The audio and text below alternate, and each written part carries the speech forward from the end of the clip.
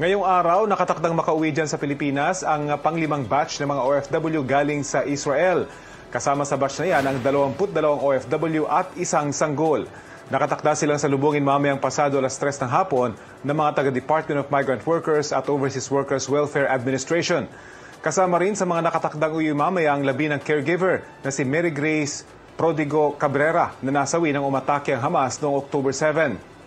Bukas naman, 42 Pinoy ang inaasahang iuwi riyan dyan sa Pilipinas. Sa kabuuan, 184 na OFW na galing Israel ang pinauwi ng Pilipinas kasama ang 5 sanggol.